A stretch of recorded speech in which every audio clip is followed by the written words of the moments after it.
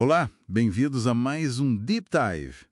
Hoje a gente mergulha em alguns pilares bem importantes da nossa Constituição, sabe? Lá no artigo 5º. Isso aí. O foco é entender melhor o acesso à justiça e o direito de defesa. Como é que isso funciona na prática, né? Na relação do cidadão com o Estado, com a justiça. Exatamente. A gente tem aqui uma análise boa sobre isso. E a nossa missão, então, é destrinchar essas garantias, sacar as nuances e por que elas são tão cruciais no dia a dia. Bom, vamos lá. O primeiro grande princípio é aquele da inafastabilidade da jurisdição, né? Isso, perfeito. Basicamente, o que a Constituição diz, lá no artigo 5º, inciso 35, é que nenhuma lesão ou ameaça a direito pode ser impedida de chegar no judiciário. A ideia é de que a porta da justiça está sempre aberta. Em tese, sim, sempre aberta. Em tese, essa parte é importante, né? Porque o material que a gente viu menciona umas situações que parecem, assim, colocar umas condições antes de poder bater nessa porta, não é? É fundamental a gente separar o que é condição processual de uma barreira de verdade. Por exemplo, para você entrar com o habeas data, ou mesmo para pedir um benefício no INSS, Certo. geralmente a regra é: tenta resolver na administração primeiro. O STF, o STJ, eles entendem que isso não é barrar o acesso à justiça. Entendi. É mais para definir a hora certa de chamar o judiciário. Exato.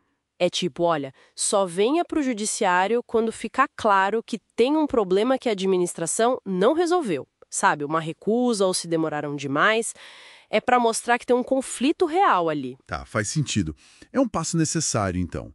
Mas e exceção de verdade? Alguma situação em que a porta fica fechada, mesmo que só por um tempo? Olha, a única exceção que está escrita lá na Constituição, bem clara, é a da justiça desportiva. Artigo 217, parágrafo 1º. Ah, essa eu lembro. Para levar uma questão do esporte para o judiciário comum, você precisa primeiro esgotar tudo lá na justiça desportiva. E tem prazo, 60 dias no máximo. Ok. Fora isso, o que é bem interessante é ver como o Supremo tem derrubado outras exigências, principalmente as que parecem barreiras financeiras. Tipo o quê? Tipo exigir depósito de dinheiro para poder entrar com ação discutindo imposto, sabe? A súmula vinculante 28 proibiu isso. Ou para recorrer numa decisão administrativa, a súmula vinculante 21 também barrou essa exigência de depósito. Entendi. A ideia é que grana não pode ser impedimento para buscar seu direito. Exatamente. O acesso não pode depender do bolso da pessoa. Isso é fundamental. Legal. Isso conecta com outro ponto-chave, né? Uma vez que você conseguiu acesso, como garantir que lá dentro o jogo vai ser justo? Aí entra o contraditório e a ampla defesa. Artigo 5º, inciso 55. Sem dúvida. É a garantia de que todo mundo, seja num processo na justiça ou num processo administrativo, tem o direito de saber tudo o que está rolando Ser informado. e de poder reagir, de se defender usando todos os meios que a lei permite. E aqui tem uma distinção crucial, né? Qual? Entre a defesa técnica, que é feita pelo advogado, e no processo penal ela é obrigatória, não dá para abrir mão, como diz a súmula 523 do STF. Certo. O advogado é essencial no crime. Isso. E a autodefesa, que é o próprio acusado que exerce. Por exemplo, no interrogatório. Essa ele pode abrir mão, né? O direito ao silêncio tá aí para isso. Entendi, editorias. E sobre aquela questão de usar o nome falso para tentar escapar da polícia? Isso entra como autodefesa? E não de jeito nenhum. Os tribunais são bem claros quanto a isso. É crime de falsa identidade, artigo 307 do Código Penal. A autodefesa não cobre cometer outro crime, né? Tá claro. E nos processos administrativos disciplinares, os PADs? Precisa sempre de advogado ali? Olha, a regra geral, segundo a súmula vinculante 5, é que não precisa. A falta de advogado no PAD não anula o processo por si só. Ah, então é opcional. Em regra, sim. Mas, atenção, tem uma exceção bem importante, que o STJ afirmou na súmula 533. E qual é? Se o PAD for para apurar a falta grave de um preso lá na execução da pena, aí sim precisa de advogado ou defensor público. É obrigatório. Ah, porque a consequência pode ser bem séria, né? Afeta a liberdade. Exatamente. O impacto é direto na liberdade, então a proteção tem que ser maior. Faz todo sentido.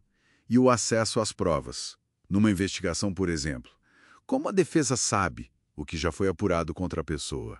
Para isso tem a súmula vinculante 14. Ela é super importante. Garante que o defensor tenha acesso amplo a tudo que já está documentado no inquérito, nas investigações. Tudo mesmo? Tudo que já foi juntado aos autos, sim. O que ainda está rolando, tipo uma escuta telefônica em andamento, uma busca que vai acontecer, isso pode ficar em sigilo por um tempo, mas o que já foi coletado e está lá no papel ou no sistema tem que ser acessível. E se negarem esse acesso? Aí fere o direito de defesa na raiz, né? Como é que você vai defender alguém sem saber do que estão acusando, com base em quê? Desequilibra tudo. Nossa, muito importante essa súmula. E teve também aquela decisão grande sobre condução coercitiva para interrogatório, né? Mudou bastante coisa. Mudou sim. Decisão importantíssima do STF nas ADPFs 395 e 444. Ficou decidido que é inconstitucional levar o investigado ou o réu à força só para ser interrogado. Por quê? Porque viola o direito de não produzir prova contra si mesmo, o direito ao silêncio. Ninguém pode ser obrigado a ir depor contra si. Seria uma coação incompatível com a Constituição. Entendi. Mas isso vale para todo mundo? Testemunha também? Não, aí é diferente. A decisão foi específica para o investigado ou réu sendo levado para interrogatório. Testemunha que foi chamada direitinho e falta sem motivo, essa sim pode ser levada à força para depor. Ok, distinção importante. Então, juntando tudo isso, acesso à justiça, defesa, qual é a grande lição prática desses direitos do artigo 5º? Olha, a lição é que esses direitos, apesar de não serem absolutos, né, eles têm regras. Eles são a espinha dorsal para ter um processo justo no Brasil. Certo. O acesso à justiça, ele pode ter etapas, sim, mas não pode ser negado sem motivo, ou porque a pessoa não tem dinheiro. E a defesa tem que ser plena. Plena no sentido de... De garantir que a pessoa possa falar, possa ser ouvida, que tenha acesso às provas contra ela, que não seja forçada a se incriminar. São mecanismos essenciais para equilibrar o jogo, sabe? Para colocar um freio no poder do Estado e proteger o indivíduo. Foi um mergulho rápido, mas denso mesmo. Fica muito claro como o artigo 5º não é só um texto bonito. Ele se traduz em regras muito concretas que afetam o dia a dia da justiça, da administração. Exatamente. E é um campo vivo, né? A interpretação desses direitos está sempre sendo debatida, evoluindo nos tribunais. É algo para a gente ficar sempre de olho. Com certeza.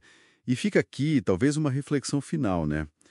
A gente sabe que a Constituição garante tudo isso. Acesso, defesa ampla. Mas, na prática, o acesso a um bom advogado, a recursos para se defender, ainda é muito desigual. Como é que a gente pode fazer para diminuir essa distância?